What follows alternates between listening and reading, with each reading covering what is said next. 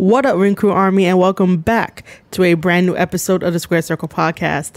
I am your host, Marie Shadows, and on this episode of the Square Circle Podcast, it is going to be taking a look at the wonderful main event at the Tokyo Dome for Wrestle Grand Slam that New Japan Pro Wrestling put on an excellent, solid show from start to finish, and that main event was everything. Tanahashi versus Shingo for the IWGP World Heavyweight Championship title. And if you're wondering how Tanahashi got into the main event spotlight for Wrestle Grand Slam, let me just quickly run it down. So originally, and for weeks building up, it was supposed to be Kota Ibushi versus Shingo Takagi for the IWGP World Heavyweight Championship title. However, upon receiving the second dose of the vaccine, Ibushi got some side effects. He still has not recovered, even though that fighting spirit that he has, he was ready to compete against Shingo. But New Japan Pro Wrestling management and also the doctors was against it and told him to stay home to still recover. They did not want to put his health and life in jeopardy if he did decide to fight Shingo in that main event at Wrestle Grand Slam. So Kota Ibushi is still recovering at home. I wish him all the best, and I send him all the positive vibes for him to get to 100% and come back at 100% at the nearest New Japan showing.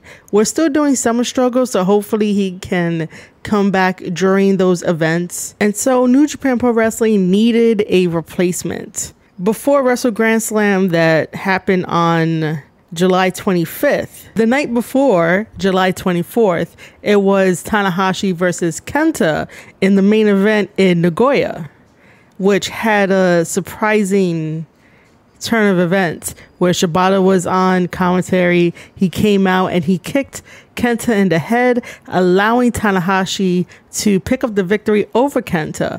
And at the end of the match, Tanahashi took the microphone and let New Japan Pro Wrestling management know that he will be a great replacement for Kota Ibushi if he does not show up for the main event at Wrestle Grand Slam. And having that win over Kenta definitely helped Tanahashi's case to be in the main event. Now, when we get to Wrestle Grand Slam for the main event, both wrestlers did not know they were going to be fighting each other until the very last second. And they pulled out one hell of a match that's definitely match of the year worthy, and both of them for Wrestler of the Year. Shingo Takagi has been putting on amazing matches, and ever since winning the IWGP World Heavyweight Championship title, he has been putting on amazing world title matches. And it's only going to get a little bit more difficult from here on out. And Shingo is definitely going to be the one to try to dethrone, but he's going to elevate the division. He has done so already. And also with Tanahashi's experience and years of leading New Japan Pro Wrestling into new eras and elevating everyone around him, this match combination was definitely the best thing they came up with. I thoroughly enjoyed the main event.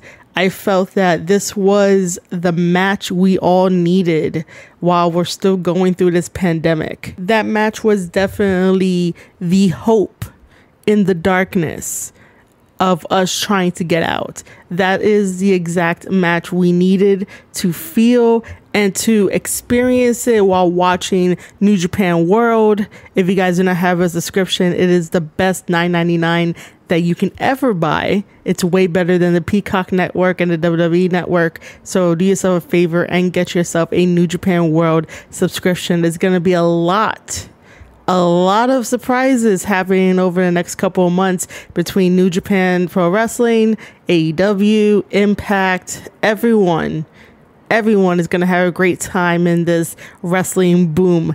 But as I tell you, the main event of Wrestle Grand Slam, it was definitely the hope that we all needed in this weird transition of trying to get back to normal, whatever normal is.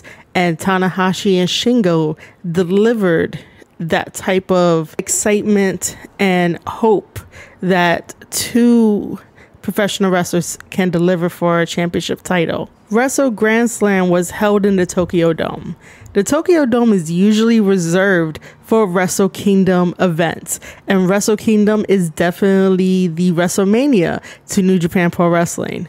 So for Wrestle Grand Slam to be in the Tokyo Dome, like I said earlier, from start to finish, it was a solid show. Whenever they get into the Tokyo Dome, everybody performs at 1000%. No one performs under that. Everyone tries to either top each other or make sure that you're talking about their match. And the match that we're definitely going to look into a little more deeper is Tanahashi versus Shingo. But let me quickly run down the card with some quick thoughts on all the matches, just so that way you guys know that I watched the whole show. And also, I will not be giving the play-by-play of Shingo versus Tanahashi on this podcast episode. Usually when I review New Japan matches of wrestlers, you guys will get the play-by-play, but not this time around. I want to talk about the feeling and the excitement and why the match was such a hope, and then the ending of what happened and the contrast and everything that was going for it, because that was really top-notch storytelling.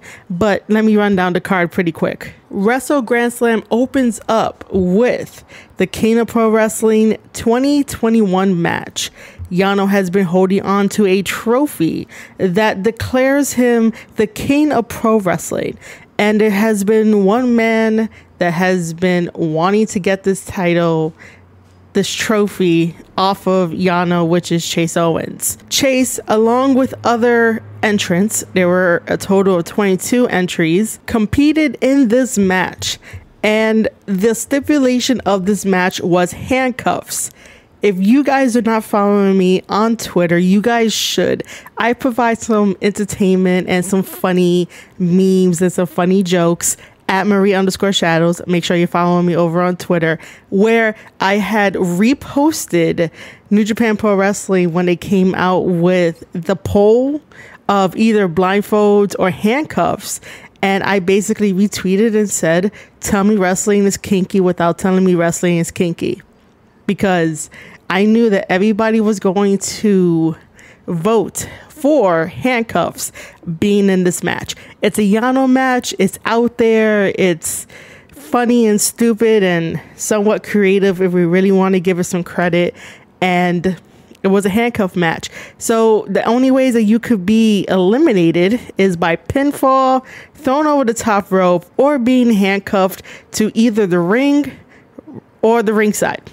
Gets a little confusing. For some reason, New Japan Pro Wrestling has some confusing rules to their matches where it could just be simple. Anyway, Chase survives 35 minutes of the opening match, and he becomes the new holder of the King of Pro Wrestling 2021 trophy. He had help from his Bullet Club brethren to get this trophy off of Yano. And so now Chase is the King of Pro Wrestling trophy holder and also the Texas Heavyweight Champion.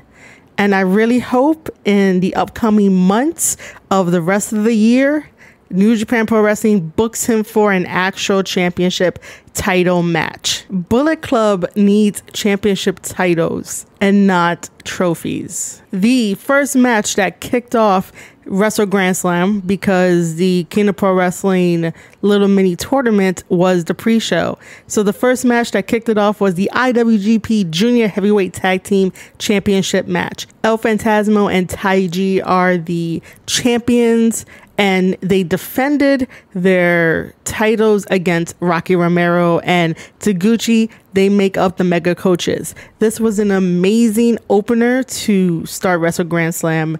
Rocky Romero and Taguchi are amazing. So are El Phantasmo and Taiji.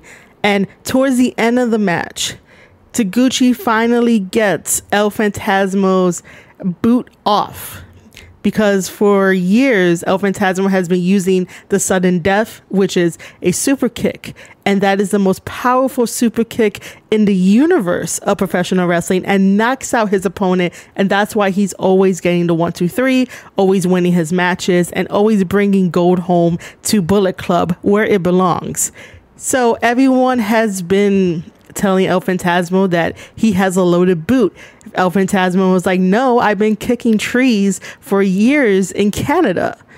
I really want to know how tough those trees are. You know, like, is he kicking it and then is it falling down? Is it not falling down? But anyway, Taguchi managed to get his boot off. And when he was going to look into his boot, he sort of almost found something. And at the right second, in comes a low blow and then C2R. And that ends the match, allowing El Phantasmo and Taiji to keep their IWGP Junior Heavyweight Tag Team Championship titles. Our second match of Wrestle Grand Slam was for the IWGP Junior Heavyweight Championship match. El Desperado comes in as the champion and he is fighting against Robbie Eagles. Robbie Eagles is an Australian-based wrestler who once joined the Bullet Club and then decided to betray the Bullet Club by attacking Jay White to align himself with Will Ospreay, but in the end it didn't work out for him. Robbie Eagles just came back from Australia to be in this match. He was gonna either challenge El Desperado or Taiji. This match was really good. Both of them are really great competitors. El Desperado has been a fighting champion, but in the end, the Snipers of the Skies, Robbie Eagles, did the Ron Miller special to El Desperado and surprisingly picked up the victory and became the new and first ever Australian wrestler to be the IWGP Junior Heavyweight Champion. That definitely says a lot about New Japan's booking. They have a lot of faith in certain guys that can carry the company, can carry certain divisions, and definitely have a fresh feel and outlook to the divisions that they want to strengthen and elevate. And I think Robbie Eagles can elevate the junior heavyweight division. His next challenger is going to be Hiromu. Hiromu is finally cleared, medically cleared, to be in a New Japan Pro Wrestling ring. And I'm excited about that because Hiromu is one of the best junior heavyweights that New Japan has to offer. And he's just really fun all around. So you can't really go wrong. So I can't wait for their matchup, which will be sometime soon, hopefully. But congratulations to Robbie Eagles on becoming the new IWGP Junior Heavyweight Champion. Enjoy it while you can because probably Hiromu is going to take it from you. Now we come to the third match of Wrestle Grand Slam, which is a special singles match that had Okada versus Jeff Cobb. This all started when Jeff Cobb was calling Okada a young boy and was definitely getting under the skin of Okada. This was a fantastic match where Jeff Cobb, who's part of the United Empire that makes up the Great Okan, Will Ospreay, and Hanare, Jeff Cobb was dominating the match, throwing everything at Okada, using his strength, and even working on Okada's lower back. In the beginning of the year, Okada had lower back problems, and Jeff Cobb revisited those problems in this match.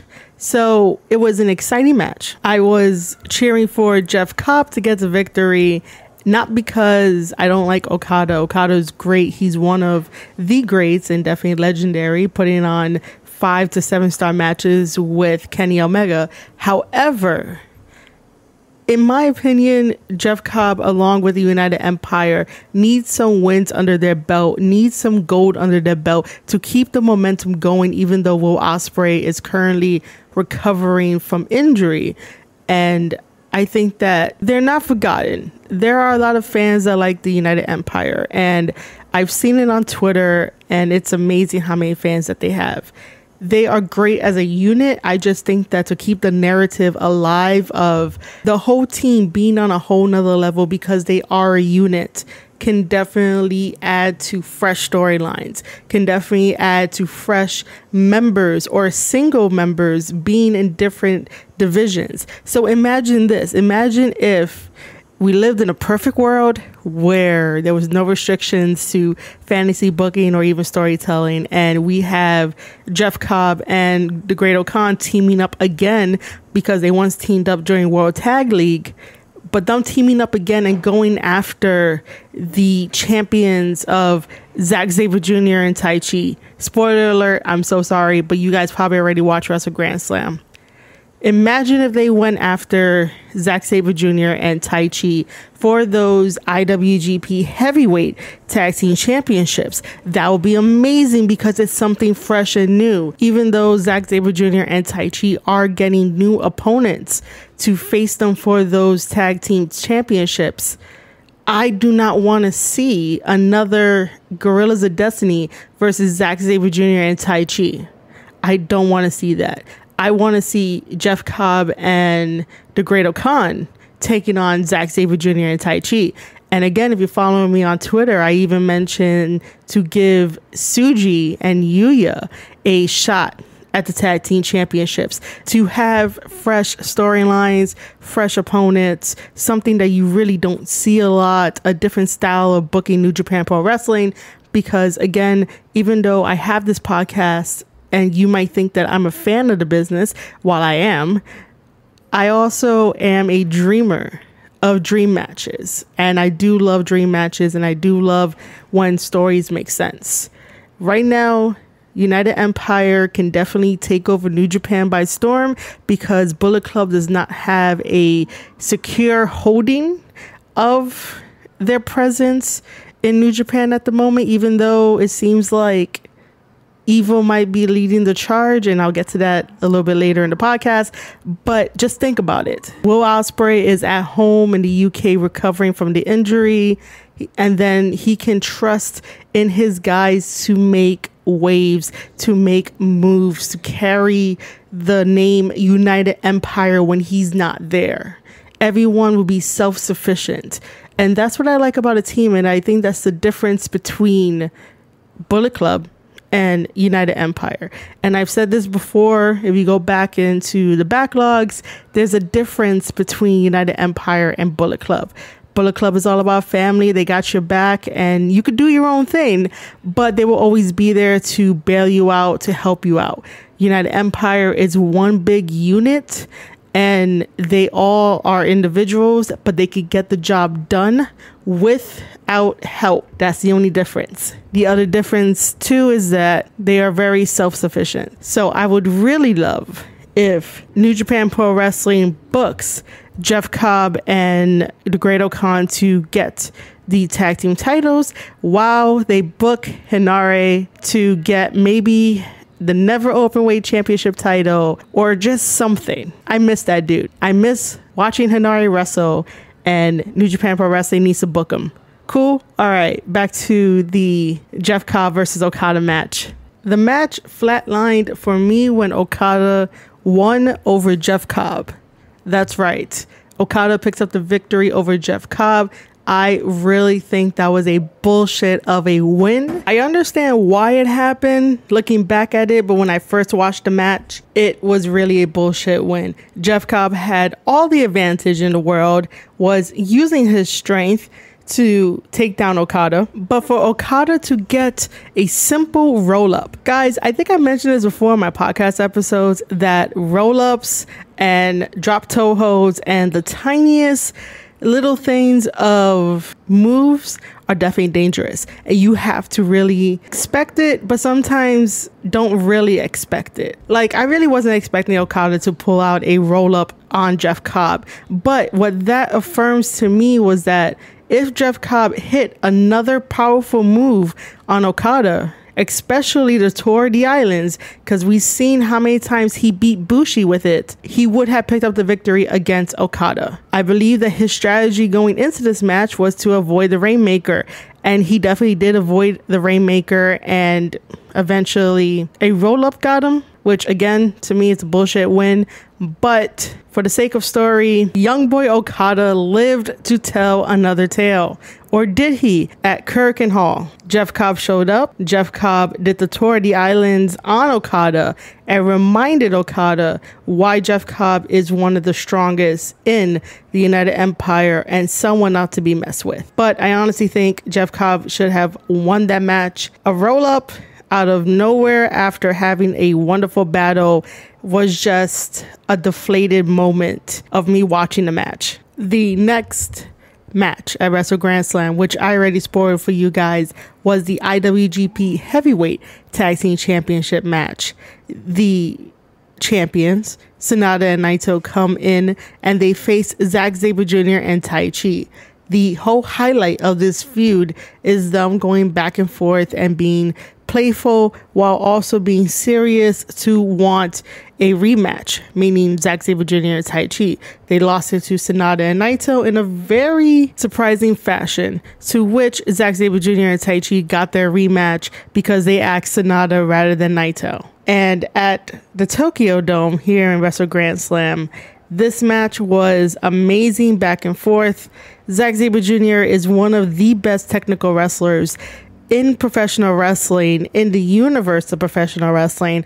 And if you do go back and listen to some of my podcast episodes, yes, I do get on Zack Sabre Jr. and Taichi for not having anything fresh and new to keep matches and storyline going, but that was because both of those two were booked in a long freaking feud with the Guerrillas of Destiny, and there wasn't much to really add on to that layer of storytelling between the two because it was just for the titles, and then Iron Fingers got thrown in the way to maybe add something, and Iron Fingers helped the story out a little bit, but it still didn't provide anything else. However, both teams during that little mini time earlier in the year delivered on tag team wrestling. So in this tag team title match at Wrestle Grand Slam, really great back and forth, really great storytelling. Zack Sabre Jr. manages to do the European clutch, which is a very dangerous, another type of roll-up pin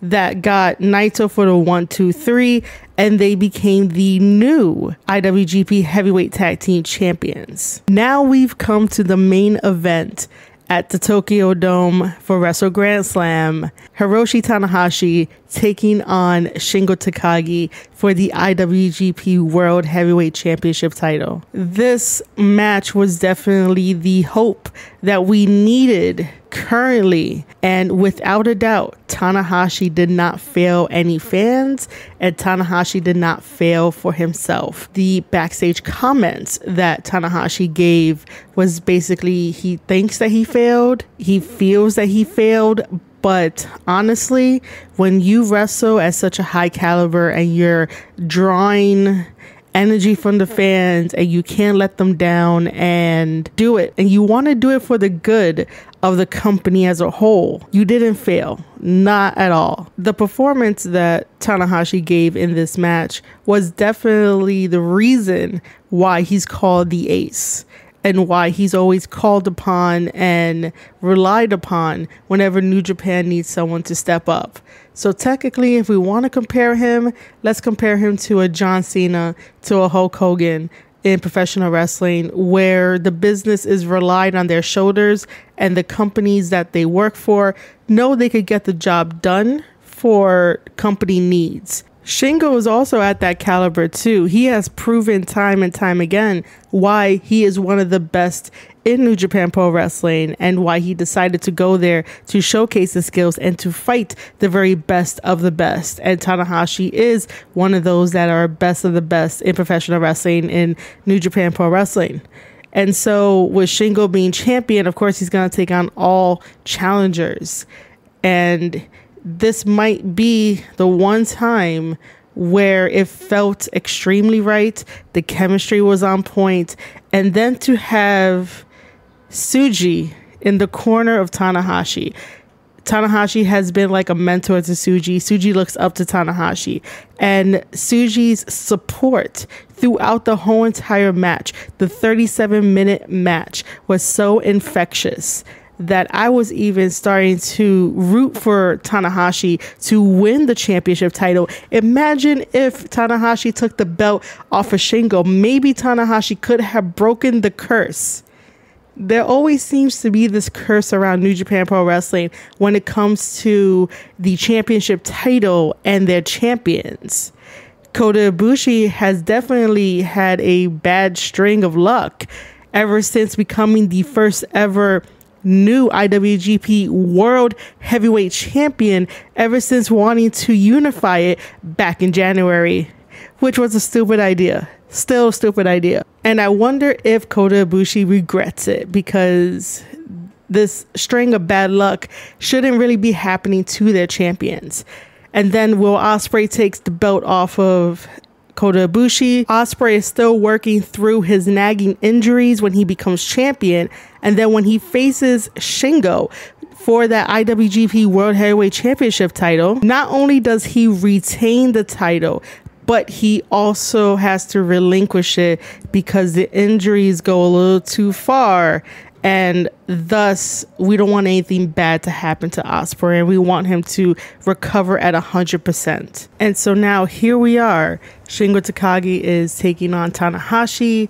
Before Tanahashi, he successfully defeated Okada to become the third IWGP World Heavyweight Champion. And as I watched this match, Tanahashi versus Shingo for the third time, because I might have missed something the first two times, and then the third time has my notes. But before I get into my notes to talk about certain sequences in the match, I was thinking about this very important question, because Tanahashi is obviously getting older, but this is not really a knock on his age. He can still go.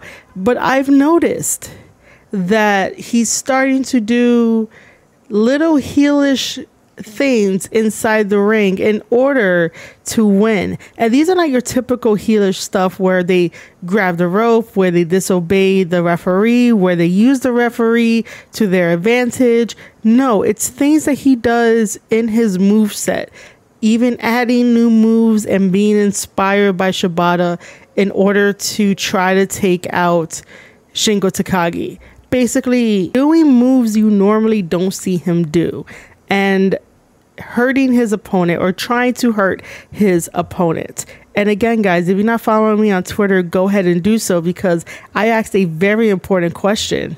What if Tanahashi turned into a true heel, where he'll still be a fan favorite, but he does things for himself? He does things in the ring to get the job done by any means necessary. This doesn't mean that he has to hold the ropes or hold the tights in order to get the 3 count. He still represents that beacon of light, that hope that we all love Tanahashi for. But he tweaks his moveset just a little bit to hurt the guy, to make sure that he picks up the victory like that. For example, let's go back to Wrestling Dontaku Night 1, where we had the amazing 40-minute match between Jay White challenging Tanahashi for that never openweight championship title. And in that match, Tanahashi decides to go to the top rope to deliver that huge body splash, high fly flow onto Jay White's already in pain, agonizing knees. That could have taken Jay White out for the rest of the year, because when you basically hurt your knees in any form or fashion, you're going to be out to recover. So I honestly saw that as, that's not a Tanahashi thing. That's not a babyface thing. That's Tanahashi doing things to keep his never openweight championship title at the time. So that to me is a little heelish in the game of professional wrestling, between those ropes, rather than just picking up the tights or holding onto the ropes and not listening to the referee. So that's my take on how maybe it will be interesting to see a heel Tanahashi by doing things in the ring, being dirty while it's still legal. So yeah, if you guys want to leave your thoughts, your opinions, your comments about if Tanahashi will make a good heel, and would you be interested in a Tanahashi heel run, make sure to drop a comment over on the Twitter side. Tag me at Marie_Shadows. You could definitely leave me a voice message on Anchor directly from here on anchor.fm/Square Circle Podcast. So while you guys go and do that, let me be background noise of breaking down the match as much as I can. The opening of the match between Tanahashi and Shingo let us know the pace of the match. It was chain wrestling to start things off, and it was definitely two behemoths of wrestlers trying to test out their strength against each other, trying to set the tone of who's going to take advantage and who's not going to take advantage. For most of the match, Shingo took advantage, and Shingo believed in his heart that he had Tanahashi on the ropes. But Tanahashi is very resilient, and he didn't allow Shingo to have complete control of the match. Tanahashi was definitely controlling everything with just a simple headlock, and obviously that looked like it was irritating Shingo. Shingo manages to do a wonderful pop-up Death Valley driver to Tanahashi. And now, again, Shingo has control of the match. Even though the fans were getting behind Tanahashi the whole time, I think in the Tokyo Dome, the fan favorite sort of shifted. While Shingo is brilliantly gifted as a professional wrestler and a storyteller, Tanahashi is the fan favorite and will always be the fan favorite of the Japanese people. And the Japanese people were definitely cheering on Tanahashi. And then to have Tsuji in the corner of Tanahashi just made it that much more worth of an experience, and that much more worth of Tanahashi being the hero in this match. Like, the match wasn't built up to be villain versus hero. It was just a match that got thrown together as a last minute because Ibushi couldn't fulfill being in the main event. So why not put Tanahashi? But the fans definitely made it feel like Tanahashi was the hero. Shingo Takagi is just holding on to a championship title. And maybe we might end up seeing a brand new champion here in the Tokyo Dome. Even Shingo himself said that he felt the difference during his press conference for New Japan Pro Wrestling. He felt that Tanahashi was getting the one up on him, that the fans were cheering for Tanahashi rather than him, and Shingo was trying to get the fans over on his side. And that's a very powerful ability to have in professional wrestling. The ability to sway fans from one wrestler to the other. Obviously, Shingo shouldn't really beat himself up over the crowd reaction to Tanahashi over him, because there were fans for Shingo Takagi. I just think that because of the magnitude of this match, it's a given that Tanahashi is the company's ace, and he is the ace, and he has always been the ace. So you can't really combat that to an extent. Tanahashi manages to do this wonderful combination attack to Shingo Takagi, followed up by a running drop kick that looks so beautiful. That was Shibata's drop kick, and Tanahashi was using certain Shibata moves in this match against Shingo Takagi as inspiration in order to try and become the new IWGP World Heavyweight Champion. And that's something that I will consider to be a new heel approach style, where you take inspiration from one of the wrestlers of the past and use it in your moveset, because the opponent you're fighting might have studied all of your wrestling matches.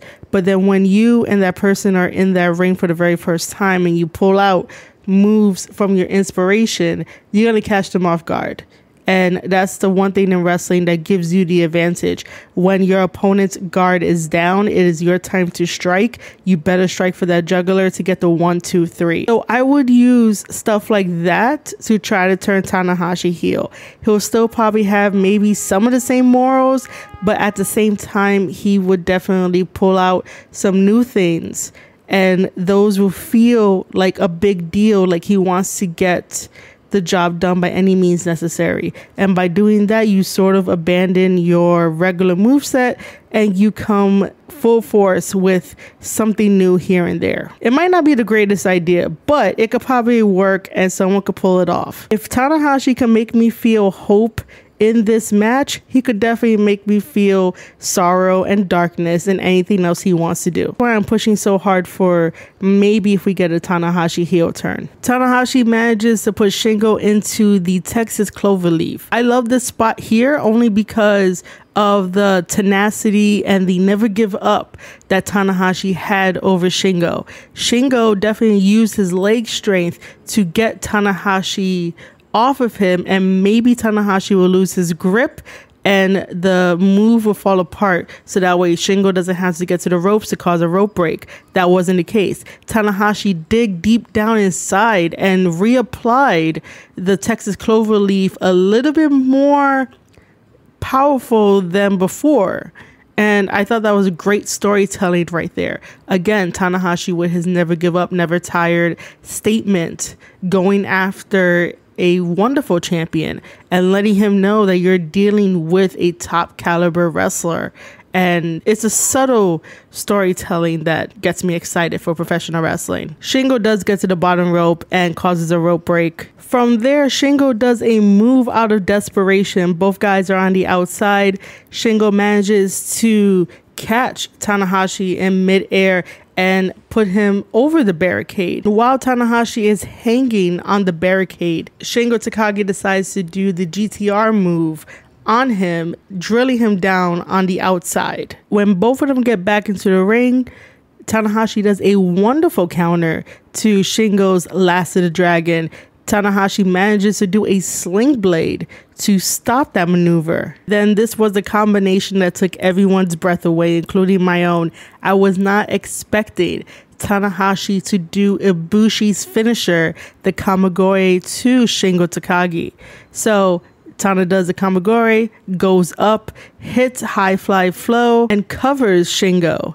Shingo, being the dragon that he is, kicks out of all of that. That wrestler's instinct, that fighting spirit that New Japan Pro Wrestling is known for, allows this match to continue. Having Tanahashi use Ibushi's finisher, the Kamagori, is phenomenal storytelling in this wonderful main event. If you guys forgot, both Ibushi and Tanahashi were once a tag team and held those heavyweight tag team championship titles at one point. So for Tanahashi to do the Kamagori and to channel Ibushi in this match, being again the light and the hope of this match to dethrone Tanahashi, made a lot of sense.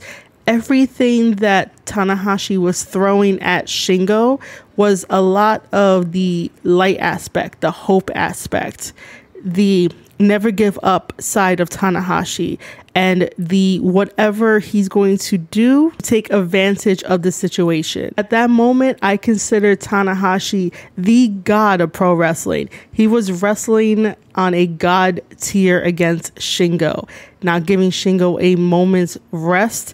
Sometimes they were resting, but if you really think about it, the overall picture, Tanahashi had more of a home field advantage in the Tokyo Dome than Shingo, and all of that energy provided this moment for us to cheer for Tanahashi and also cheer for Shingo, but wanting Tanahashi to become champion because it felt right. It was like everything, if you had a checklist, all the boxes were checked off. And at the end, you really wanted the ace to be victorious. This next attack by Tanahashi to Shingo really solidified and let me know how much this championship title match meant to him. He did that Shibata headbutt to Shingo, which looked devastating, and it definitely had me speechless.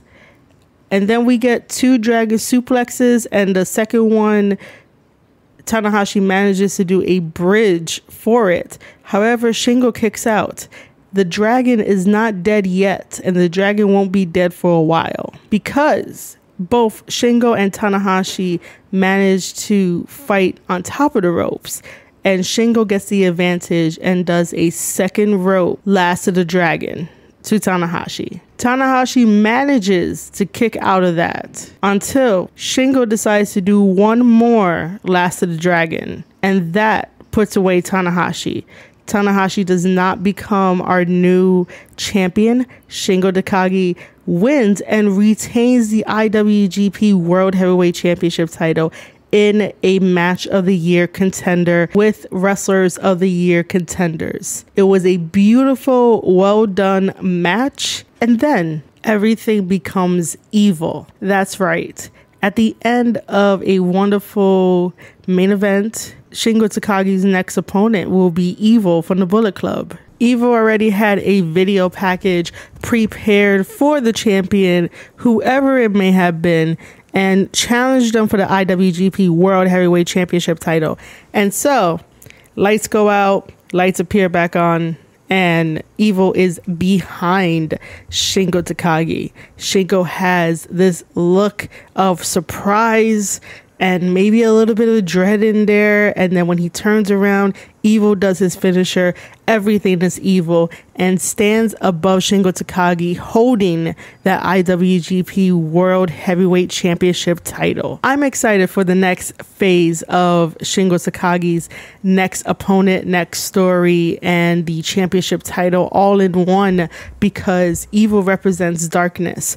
And we just had a wonderful, lighthearted, feel-good match. And then when you bring in Evil and the tactics of Bullet Club, it changes the dynamic. Now we have a story of light versus dark.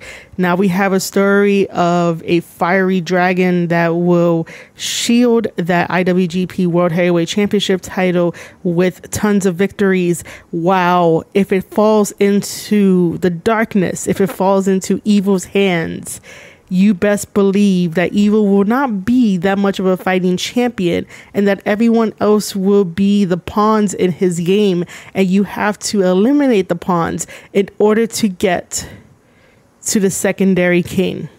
Our first king is Jay White, but our second king is Evil.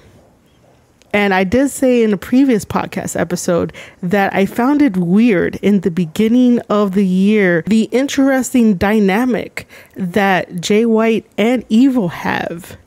There was this weird feeling that Evil felt like he was going to undermine everyone in the Bullet Club, including Jay White, and go into business for himself, while Jay White was focusing on Ishii and the 6-man never openweight tag team championship titles with God, and then also having single matches with Ishii, because Ishii was the one that wasn't in place, and that's why we don't have King Switch as our IWGP World Heavyweight Champion at the moment, or our double champion at the time when he was trying to take on Kota Ibushi.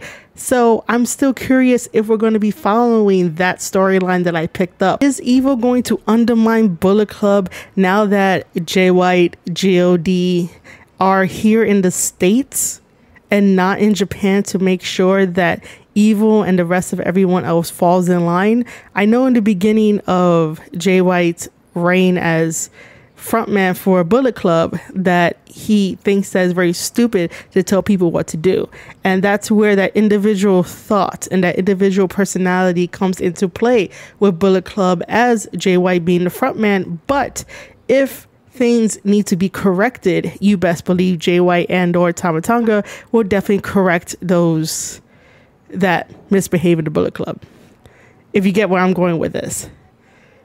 So it's kind of interesting, the stories that are being drawn now, because Bullet Club is separated. Bullet Club is reaching more eyes here in the States by having Chris Bay possibly join the ranks of Bullet Club, which would be amazing.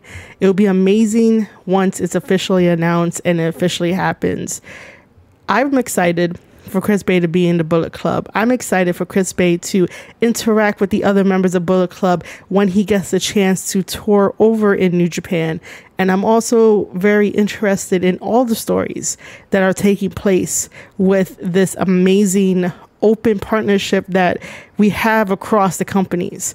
But again, do not sleep on Evil.